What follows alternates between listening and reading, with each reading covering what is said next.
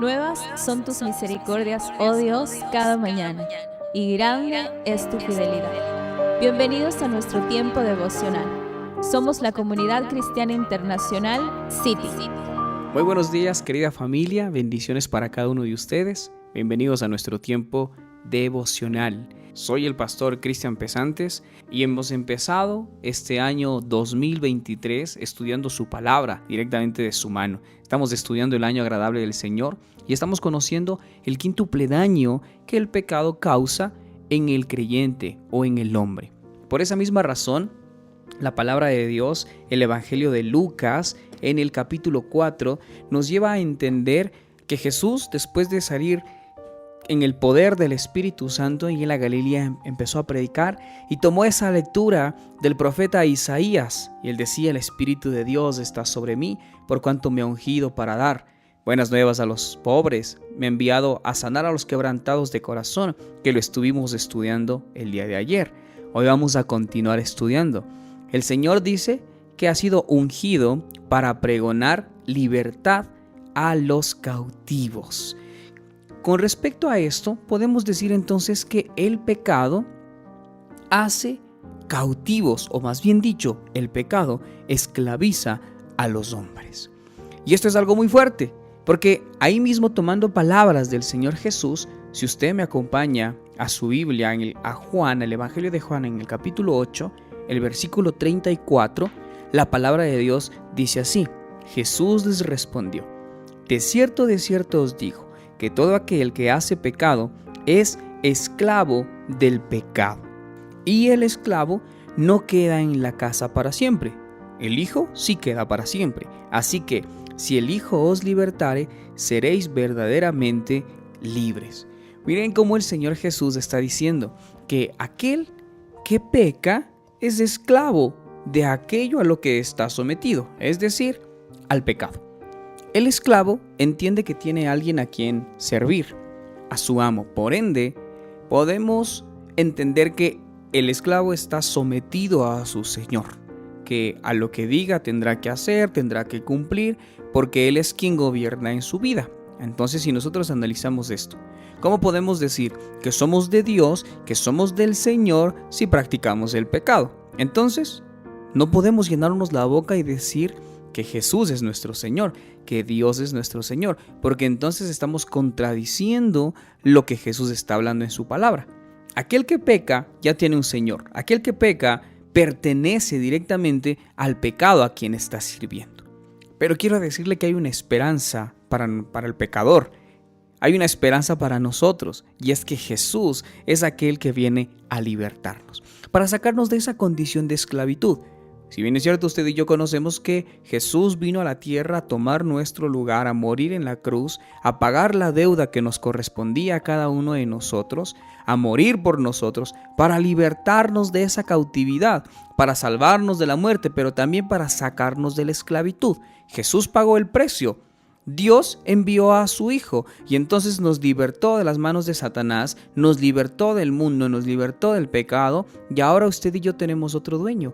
Jesús fue el precio, Dios pagó por nosotros, pero entonces hoy tenemos un nuevo amo. Dios es nuestro Señor, Dios es nuestro amo, y es decir, que nosotros ya no debemos vivir conforme al pecado, sino que debemos vivir conforme a Dios, vivir para agradarlo, vivir para servirlo a Él, que es la forma correcta. Entonces, esto demanda vivir una vida de santidad, porque hemos sido comprados con precio de sangre, porque ya no le pertenecemos al pecado. Yo no podría entonces decir que amo a Dios y seguir practicando el pecado.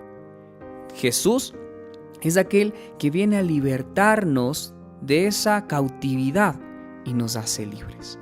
Qué hermoso nuestro Señor Jesús.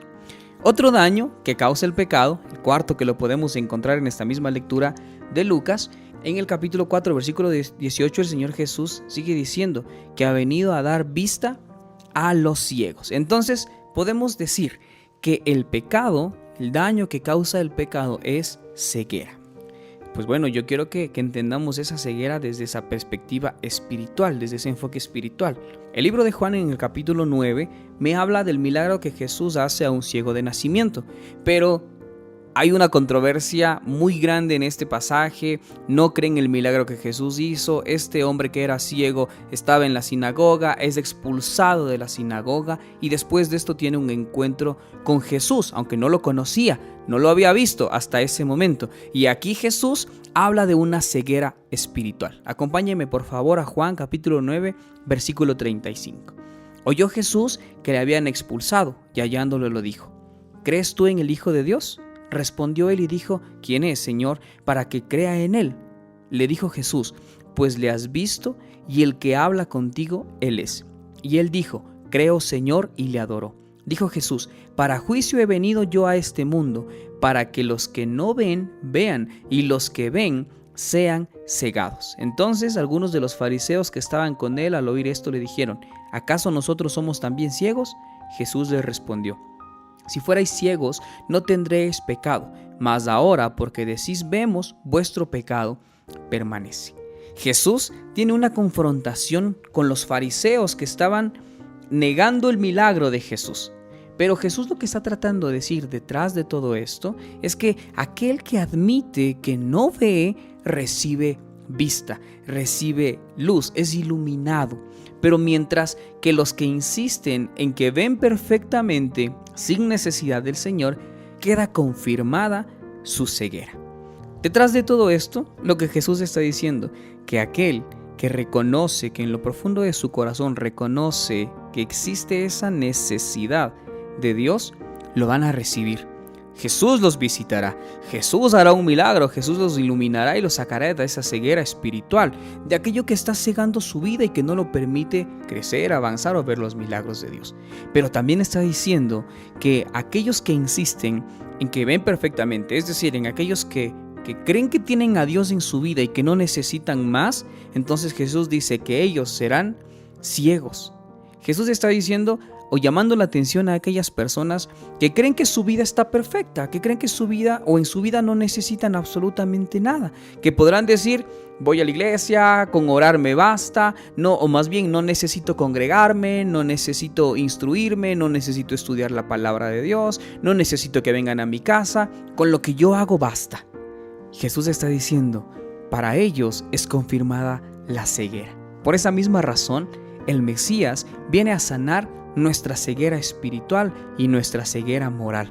Viene a quitar el velo que está en nuestros ojos para permitirnos ver los milagros de Dios, no solo en nuestras vidas, sino también a nuestro alrededor. Por esa razón, usted y yo necesitamos al Mesías para que nos quite de la esclavitud del pecado y para que nos quite la ceguera espiritual. El día de mañana continuamos estudiando estos daños del pecado para conocer el año agradable del Señor. Que Dios continúe bendiciendo sus vidas. Te invitamos a seguir descubriendo el mensaje restaurador que Dios tiene preparado para tu vida. En cualquiera de nuestras reuniones, para mujeres, parejas, jóvenes, niños, emprendedores y también en nuestras reuniones familiares. Somos familia, somos iglesia, somos City.